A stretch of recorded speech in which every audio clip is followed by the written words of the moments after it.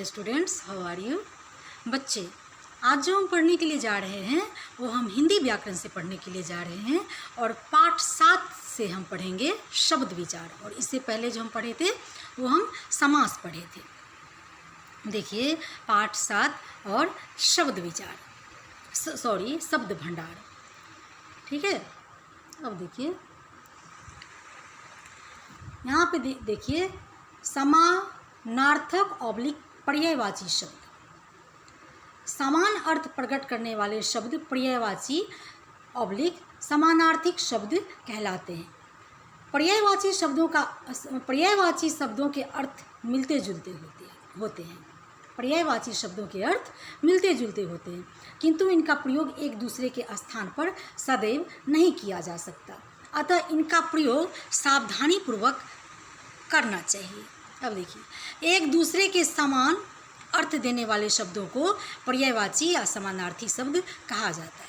फिर से मैं दोहराती हूँ, एक दूसरे के समान अर्थ देने वाले शब्दों को पर्यायवाची या समानार्थी शब्द कहा जाता है।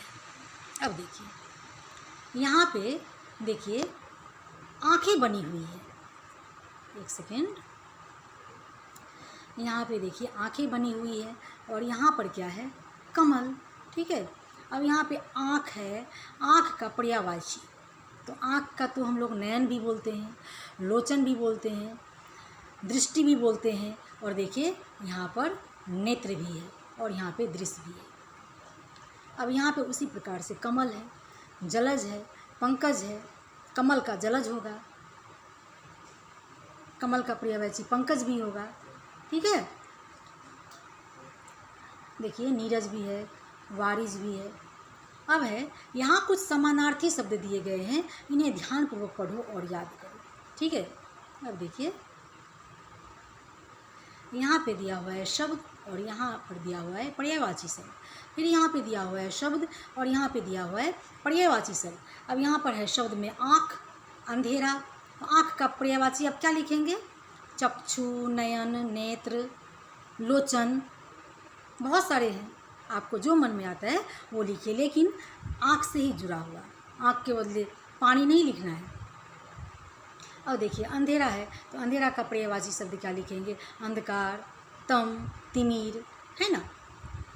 उसी प्रकार से इधर भी है, आग का अग्नि होगा, अनल होगा, पावक होगा, आनंद होगा। इसी प्रकार से बहुत सारे हैं। देखिए इतने सारे पर्यायवाची, आदमी का नर होगा, मनुष्य होगा, मानव होगा, अमृत है, अमृत का क्या बोलते हैं हम लोग, सुधा, सोम, अमित, अमीय बोलते हैं। अभी देखिए सोना है, सोना को हम लोग बोलते हैं स्वर्ण, कंचन, हेम। इस प्रकार से बहुत सारा है। मतलब पर्यायवाची क्या होता है, एक शब्द आपको दिया गया, एक शब्द के बारे में आप उसके तरह तरह शब्द निकाल करके, जो हम लोग घर में बोली चाली की भाषा में हमेशा बोलते हैं, तो उसी से जुड़ी हुई चीज़ आपको लिखना है, वही हो गया पर्यायवाची। अब देखिए जैसे मैं आपको इसमें तो दिया हुआ नहीं है, मैं अपने मन से, जैसे अभी आपको कोई बोलेगा धरा का पर्यायवाची देखो, तो धरा का पर्यायवाची सिंपल सी बात है, धरती हो जाएगा, वसुंधरा हो जाएगा, है ना। उसी प्रकार से कोई आपको बोलेगा सूर्य का पर्यायवाची लिखो, तो सूर्य का आप अपने मन से बहुत तरह का लिख सकते हैं, दिनकर लिख सकते हैं, रवि लिख सकते हैं, सूर्यदेव लिख सकते हैं, है ना। इसी प्रकार से इसमें बहुत सारे हैं, उसको आप पढ़ लेना।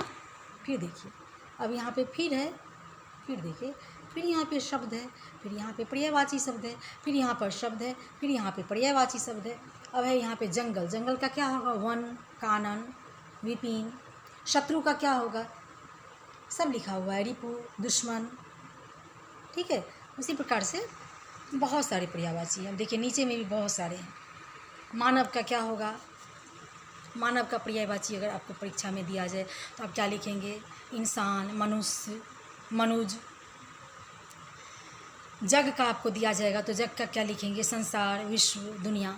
अब देखिए अब जग का पर्यायवाची हुआ संसार, विश्व, दुनिया। ठीक है, अब आपको कोई बोल देगा दुनिया का पर्यायवाची लिखो, तो दुनिया का आप क्या लिखेंगे, वही हो जाएगा दुनिया का, उसी को उलट पुलट करना है। दुनिया का पर्यायवाची हो जाएगा जग, संसार, विश्व, और जग का हो जाएगा वही चीज़। मतलब उसी का बहुत सारा नाम है, वही आपको लिखना है। ठीक है। तो ये बहुत सारी पर्यायवाची हैं जिसे आप खोल के पढ़ के देखिए। मैं थोड़ा सा इसको बड़ा करके दिखाती हूँ ताकि जब आप पढ़ने लगेंगे देखेंगे तो आप एक एक करके उसको पढ़ सकते हैं। थोड़ा सा मैं इसको देखिए, अब ये आपको दिखाई देगा, ठीक है। मैं थोड़ा देर छोड़ देती हूँ, फिर देखिए ऐसे ऐसे करके आप देख सकते हैं।